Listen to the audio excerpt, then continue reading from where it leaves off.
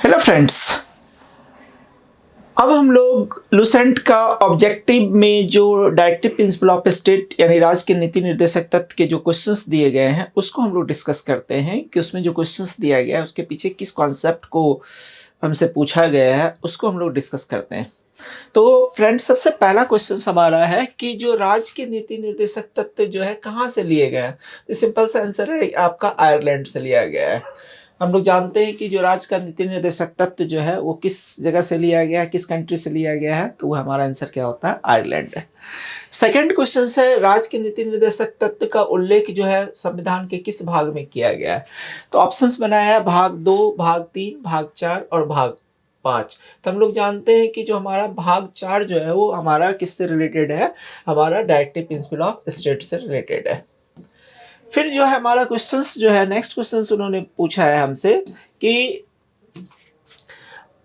अगर इसके और ऑप्शंस को भी ध्यान रखिएगा तो ज्यादा इंपॉर्टेंट होगा। जैसे हमारा पार्ट 2 है तो पार्ट 2 किससे रिलेटेड होता है, नागरिकता से रिलेटेड होता है। पार्ट 3 हमारा क्या है, मौलिक अधिकार यानी फंडामेंटल राइट्स है।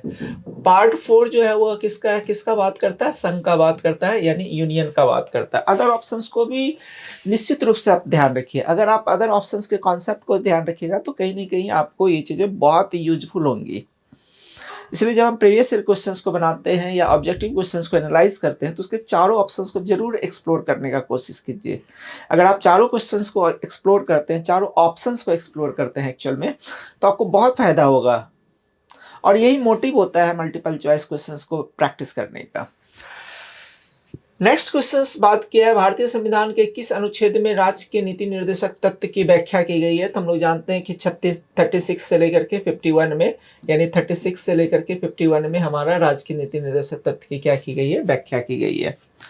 नेक्स्ट क्वेश्चन है भारत का वह संविधान का वह कौन सा भाग है जो संविधान के निर्माताओं के मस्तिष्क और उद्देश्यों को प्रतिबिंबित करता है। तो इसका भी आंसर क्या होगा, हमारा राज्य के नीति निर्देशक तत्व है।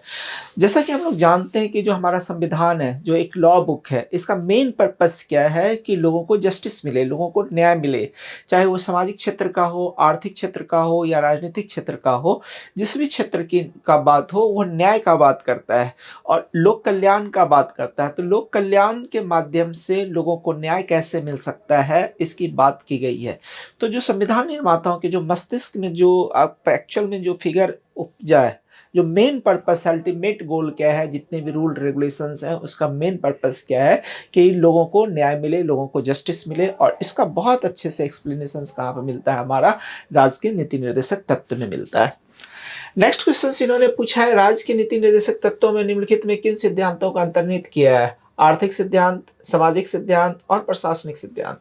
जैसा कि फ्रेंड हम जानते हैं कि जो हमारा आर्टिकल 38 है, आर्टिकल 38 में क्रिस्टल किया गया है कि राज्य एक ऐसी सामाजिक व्यवस्था का निर्माण करेगा, एक ऐसे सोशल ऑर्डर का निर्माण करेगा जो लोगों को सामाजिक, आर्थिक और राजनीतिक, पॉलिटिकल तीनों तरह के जस्टिस दिलवा पाएगा, तीनों तरह का न्याय दिलवा पाएगा।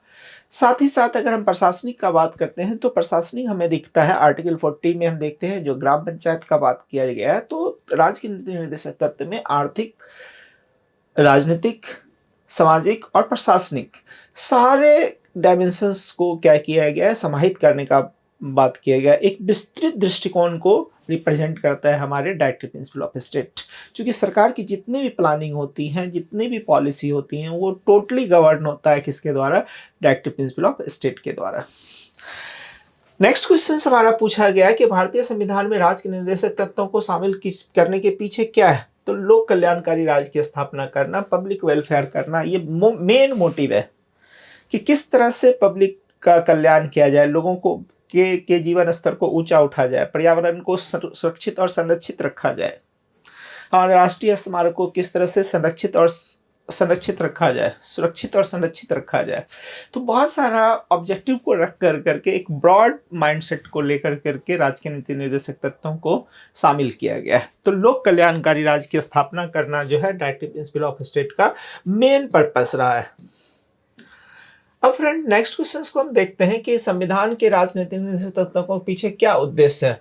तो ऑब्वियसली हम जानते हैं कि सामाजिक और आर्थिक लोकतंत्र की स्थापना करना, आर्टिकल 38 में बात किया गया है सामाजिक, आर्थिक और राजनीतिक तीनों तरह की स्वतंत्रता की बात की गई है, तीनों क्षेत्र में न्याय की बात कर गई है, यानी इसका केंद्र बिंदु ही है सामाजिक और आर्थिक लोकतंत्र की स्थापना करना। फ्रेंड्स, नेक्स्ट क्वेश्चंस का बात करते हैं। तो निम्नलिखित में से किसने नीति निर्देशक सिद्धांतों को बैंक की सुविधा के अनुसार उत्तर देनांकित चेक आया? तो वो है आंसर क्या होता है, केटी साका।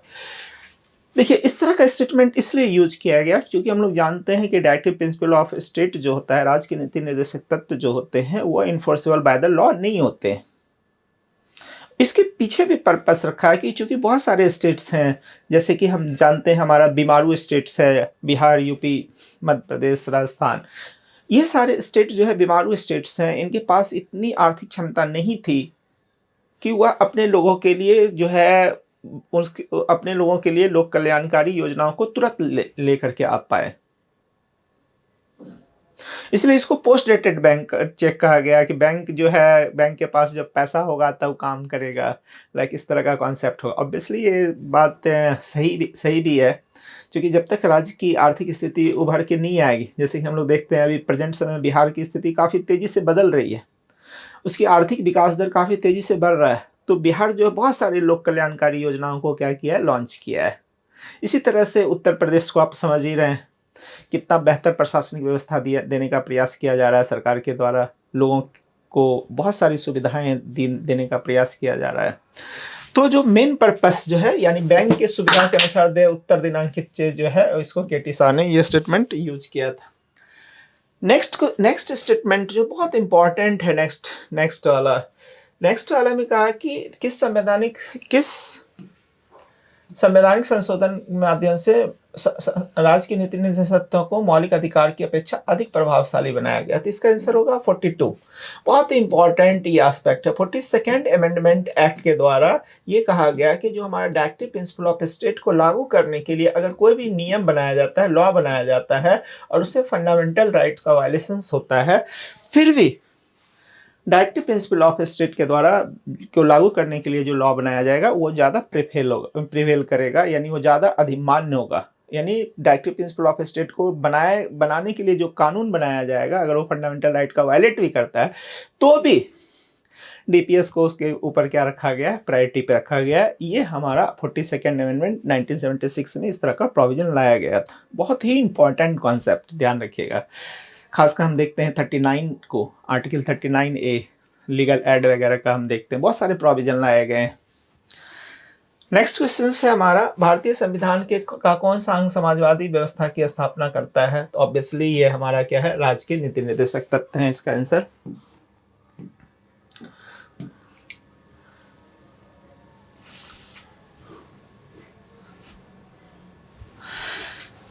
नेक्स्ट क्वेश्चन हम लोग देखते हैं, संविधान में कल्याणकारी राज्य की स्थापना का आदेश दिया जाता है नीति निर्देशक तत्व। बहुत ही सिंपल सा क्वेश्चन है। नीति निर्देशक सिद्धांत क्या है?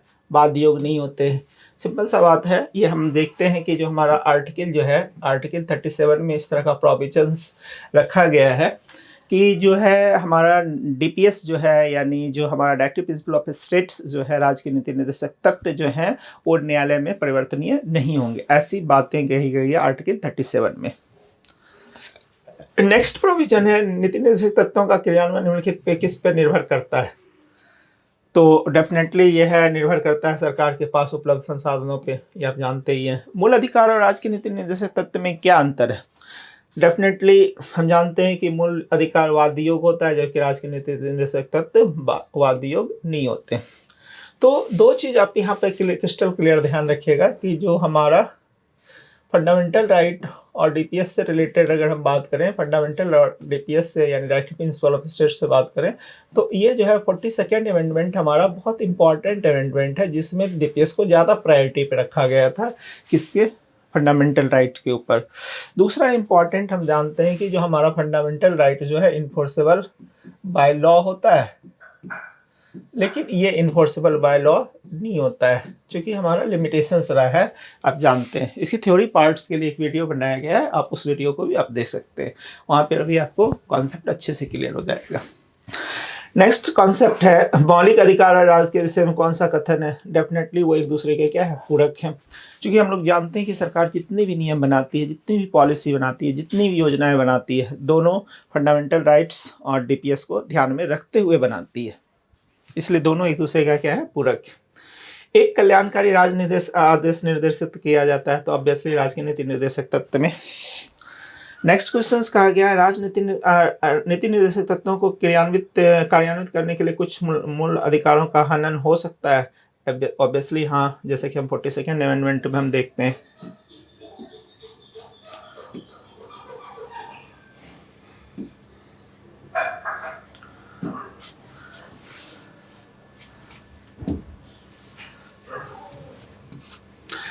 नेक्स्ट क्वेश्चन पूछा गया है कि भारत के संविधान में अंतर्राष्ट्रीय सुरक्षा को प्रोत्साहन देना सन्निहित है, तो ऑब्वियसली राज्य के नीति निर्देशक तत्व में। अंतर्राष्ट्रीय सुरक्षा का प्रावधान जो है राज्य के नीति निर्देशक तत्व में आर्टिकल आपका क्या है, 51 इसके लिए एप्लीकेबल होता है। नेक्स्ट है समान कार्य के लिए समान वेतन, ये भी आपका क्या है, राज्य के नीति निर्देशक तत्व में आर्टिकल 39 में, यानी समान कार्य के लिए समान वेतन का प्रावधान आर्टिकल 39 में ये कहा गया है कि मेल और फीमेल को समान कार्य के लिए समान वेतन का प्रावधान होगा।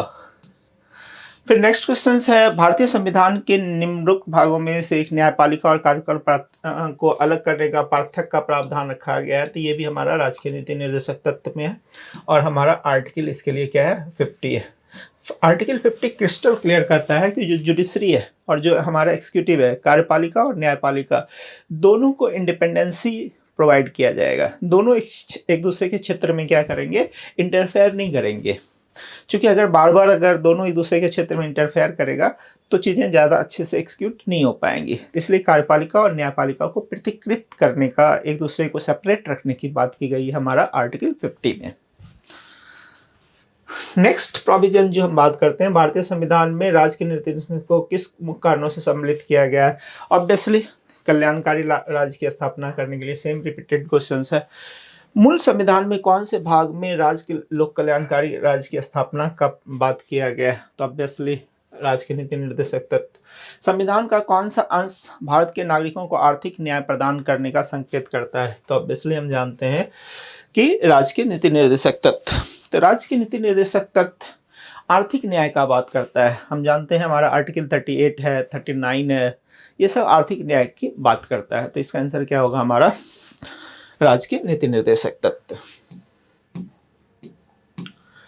नेक्स्ट क्वेश्चन हम देखते हैं, 24 नंबर का क्वेश्चन है, राज्य नीति निर्देशक सिद्धांत में कौन सा इसमें शामिल नहीं किया गया है, तो अंतर्राष्ट्रीय जो है ये आपका देख रहे हैं कि अंतर्राष्ट्रीय शांति को प्रोत्साहित करना, हम जानते हैं आर्टिकल हमारा 51 अप्लाई होता है। 14 वर्ष से बच्चों को निःशुल्क शिक्षा, जिसे हम, चूंकि 2005 का क्वेश्चन है, तो हम जानते हैं कि आपको 45th अमेंडमेंट में 45th आर्टिकल में डाला गया 6 साल तक के बच्चे के लिए, जिसमें हम लोग बेसिकली देखते हैं जो हमारा आंगनवाड़ी वगैरह है वो 6 साल से कम बच्चे को जो है सुविधा देने के लिए लाया गया है एक्चुअल में। गौवध का निषेध को आप देखते ही हैं, गौवध निषेध की भी बात की गई है। निजी संपत्ति की समाप्ति, ये हमारा देखते हैं हमारा फंडामेंटल राइट का है। तो अगर हम बात करें तो इस क्वेश्चन के अनुसार बी, और चूंकि उस समय 2005 में है और ये प्रोविजन जो है आपको बाद में लाया गया है, 2010 में एप्लीकेबल है, 86 अमेंडमेंट के थ्रू लाया गया था, तो वहाँ पे आप देख सकते हैं। नेक्स्ट क्वेश्चन है, राज्य के नीति निर्देशक तत्व नहीं है, वैज्ञानिक मनोभाव के विकास, पोषाहार के स्तर को कमजोर से कार्यपालिका ने, पहला ही हो जाएगा वैज्ञानिक मनोभाव के विकास का। ये हमारा क्या है, फंडामेंटल ड्यूटीज के अंदर इस स्टेटमेंट को लाया गया एक्चुअल में। राज्य के नीति निर्देशक तत्व में क्या शामिल है जो मूल अधिकार में नहीं है, तो कुटीर उद्योग की स्थापना हम जानते हैं हमारा आर्टिकल 43 कुटीर उद्योग की स्थापना की बात करता है, उसको स्थापित करने, उसके प्रोत्साहन का बात करता है। नेक्स्ट है, किसी नीति निर्देशक सिद्धांत को प्राय समाजवादी माना जाता है, तो ऑब्वियसली समाजवादी माना जाता है ग्राम पंचायतों की स्थापना को। नेक्स्ट क्वेश्चन है, निम्नलिखित निर्देशक सिद्धांतों में से वह सिद्धांत कौन सा है जिसे गांधीवादी सिद्धांत कहा जाता है, तो गांधीवादी सिद्धांत किसको कहा जाता है, तो हम जानते हैं जो ग्राम पंचायत की स्थापना, चूंकि हम जानते हैं गांधी जी ने कहा था कि भारत की जो आत्मा है वो गाँव में बसती है, तो जो स्वशासन का बात किया है उन्होंने, वह जो है ग्राम पंचायत है। गांधीवादी विचारधारा आपको मूल रूप से किस में दिखता है? आपको ग्राम पंचायती राज की व्यवस्था में।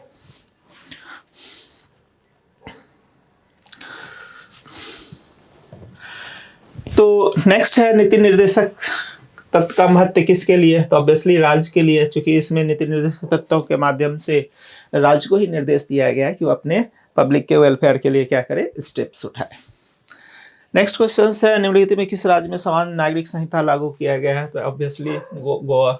हम जानते हैं जो समान सिविल संहिता यानी कॉमन सिविल कोड का जो है बात है आर्टिकल 44 में है।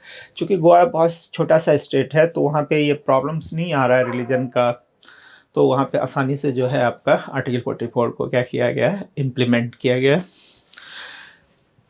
नेक्स्ट क्वेश्चन है राज्य के नीति निर्देशक किस आयु के बच्चों को निःशुल्क और अनिवार्य शिक्षा देने की आशा की जाती है? क्योंकि क्वेश्चन 2002 का है, लेकिन हम जानते हैं कि प्रेजेंट समय में इसका ऑप्शन क्या हो जाएगा, बदल जाएगा। 6 साल तक के बच्चों के लिए दिया गया है। इसको ध्यान रखने के लिए आप आंगनवाड़ी के प्रोविजन को ध्यान रखिएगा, आपके क्वेश्चन आसानी से बनेंगे। नेक्स्ट है राज्य के नीति निर्देशक सिद्धांत किस प्रकार मौलिक अधिकारों से भिन्न है? सिंपल सा है, राज्य के नीति निर्देशक तत्व परिवर्तनीय नहीं है, जबकि मूल अधिकार परिवर्तनीय है। बार बार एक ही क्वेश्चन को रिपीटेड किया गया है। भारतीय संविधान के कौन से संशोधन अधिनियम द्वारा टकराव की दिशा में राज्य के नीति निर्देशक तत्वों को मूल अधिकार के ऊपर वरीयता दी गई है? ऑब्वियसली हम जानते हैं कि हमारा 42nd अमेंडमेंट इसका आंसर होगा। नेक्स्ट क्वेश्चन है संविधान, भारतीय संविधान के अंदर कल्याणकारी राज्य की अवधारणा निम्नलिखित में किस अनुच्छेद के अंतर्गत वर्णित है? तो कल्याणकारी राज्य की स्थापना आर्टिकल 38 में है। हम जानते हैं कि जो आर्टिकल 38 में सामाजिक, आर्थिक और राजनीतिक न्याय की बात की गई है। जब किसी को सामाजिक, आर्थिक और राजनीतिक न्याय मिलेगा तो डेफिनेटली उसका कल्याण होगा ही होगा।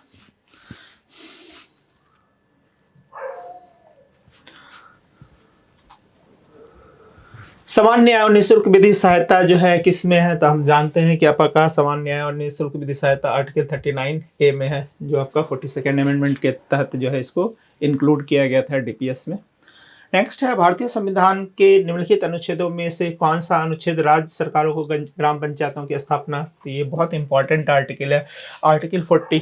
आर्टिकल 40 जो है ग्राम पंचायतों की स्थापना का बात करता है। हम जानते हैं कि जो ग्राम पंचायत एक बहुत ही इंपॉर्टेंट रोल प्ले करता है हमारे इंडिया के डेवलपमेंट में, और हम लोग देख रहे हैं कि ग्राम पंचायत बेसिक स्तर पे जो रूट लेवल पे कितना इंपॉर्टेंट रोल प्ले कर रहा है। तो आर्टिकल 40 को बहुत दिमाग में सेट रखिए। एक प्रशासनिक व्यवस्था का ये बहुत बार एग्जाम में पूछा है। अभी हम लोग लुसेंट के क्वेश्चंस को देख रहे हैं, आगे जो है हम लोग प्रीवियस ईयर क्वेश्चन यूपीएससी और बीपीएससी को भी लेकर के आएंगे। फिर यही सेम क्वेश्चंस यहाँ पर भी पूछा गया। सामान्य सिविल संहिता आर्टिकल 44 इसके लिए अप्लाई होगा।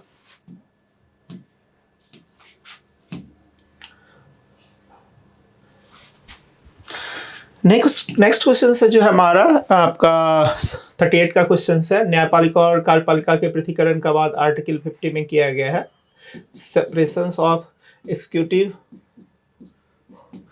वर्सेस जुडिशरी, दोनों की इंडिपेंडेंसी को मेंटेन रखने के लिए बहुत इंपॉर्टेंट है, दोनों को क्या किया जाए, सेपरेट किया जाए, एक दूसरे में इंटरफेयर ना करे। नेक्स्ट क्वेश्चन है राज्य के नीति निर्देशक सिद्धांतों में से कौन सा अनुच्छेद अंतर्राष्ट्रीय शांति की सुरक्षा और संवर्धन से है? तो आर्टिकल 51 है। आप जानते ही हैं आर्टिकल 51 बहुत इंपॉर्टेंट आर्टिकल है। भारतीय संविधान के किस अनुच्छेद द्वारा निम्न दुर्बल वर्गों की आपका शिक्षा संबंधी बात किया गया है? तो शिक्षा संबंधी बात किया गया है अपना आर्टिकल 46 में। नेक्स्ट है अपना काम के अधिकार को राज्य के नीति निर्देशकों में शामिल करने का बात किया गया है आपका 41 में।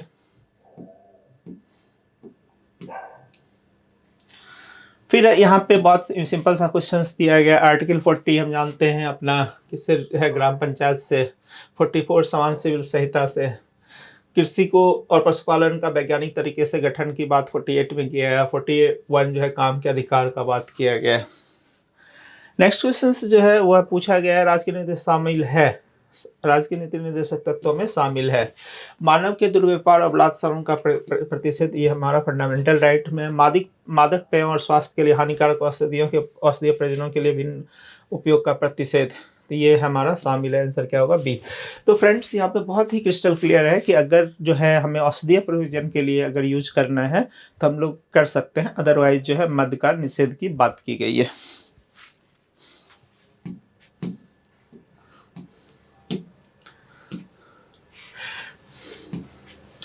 नेक्स्ट क्वेश्चन है, भारत के संविधान में पुरुष और महिलाओं द्वारा समान कार्य के लिए समान वेतन देने के बढ़ावा देने के लिए कोई उपबंध नहीं है। ये स्टेटमेंट क्या है, गलत हो जाएगा, क्योंकि आर्टिकल 39 में इस तरह का प्रोविजन है। भारत के संविधान में पिछड़े वर्गों को परिभाषित नहीं किया गया है, ये स्टेटमेंट हमारा सही है। आंसर क्या होगा, बी। 45 का क्वेश्चन है, राज्य के नीति निर्देशक तत्वों में सिद्धांतों में सम्मिलित नहीं है। तो ऑब्वियसली सूचना का अधिकार हम जानते हैं कि नहीं है यहाँ पे।